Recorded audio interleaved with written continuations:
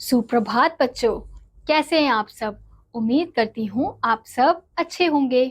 तो बच्चों, हमने पिछले कक्षा में पढ़ा था विलोम शब्द, यानी कि वो शब्द जो एक दूसरे का उल्टा अर्थ प्रकट करते हैं, उन शब्दों के बारे में। तो आज के अध्याय में हम पढ़ने वाले हैं अध्याय नंबर 12, जिसका शीर्षक है कहानी बनाना। तो बच्चों, इस अध्याय में हम सीखेंगे कि कहानी किस प्रकार से बनाई जाती है। तो बच्चों देखिए, पढ़िए और समझिए। तो बच्चों, यहाँ पे हमें कुछ चित्र दिए हुए हैं और उनके नीचे कुछ वाक्य लिखे हुए हैं, यानी कि हमें एक कहानी दी हुई है। तो चलिए इसे पढ़ते हैं। बहुत तेज धूप है। एक टोपी वाला टोपियां बेचने जा रहा है। गर्मी से परेशान टोपी वाला एक पेड़ के नीचे बैठ जाता है। ठंडी हवा लगने से उसे नींद आ जाती है। उसी पेड़ पर बैठे बंदर उसकी टोपी देखकर नीचे उतर जाते हैं। नीचे उतर आते हैं। बंदर अपने सिर पर टोपियां लगाकर पेड़ पर चढ़ जाते हैं।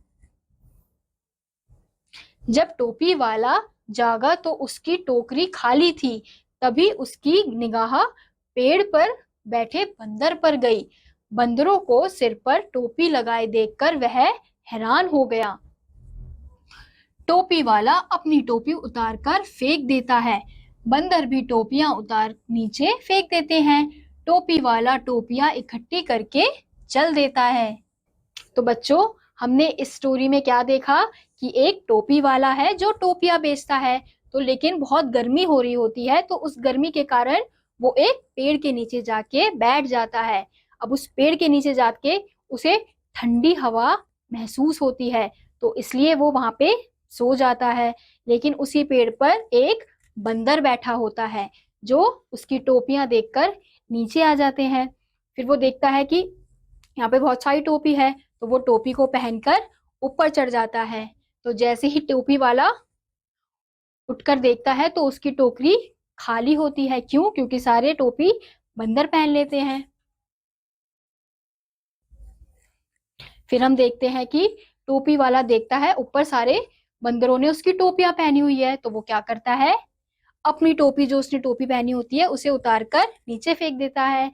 तो बंदर भी उसको देखकर अपनी टोपी उतारकर नीचे फेंक देते हैं और टोपी वाला अपनी सारी टोपियां इकट्ठी करके चला जाता है। तो हमें क्या शिक्षा मिलती है इस कहानी से? हमें शिक्षा मिलती है संकट के समय बुद्धि से काम लेना चाहिए, यानी कि हमें संकट के समय घबराना नहीं चाहिए। अब टोपी वाले ने अपने बुद्धि से काम लिया। उसने सोचा कि जैसे जैसे मैं करूंगा वैसे वैसे ये बंदर करेंगे। तो उसने अपनी बुद्धि से काम लेके अपनी टोपियां वापस ले ली। तो इसी के साथ यह कहानी यहीं समाप्त हो गई। तो बच्चों, आपकी पुस्तक में आपको एक और नीचे चित्र दिया गया है, तो जिस कहानी का वर्णन आप स्वयं करने का प्रयास करेंगे।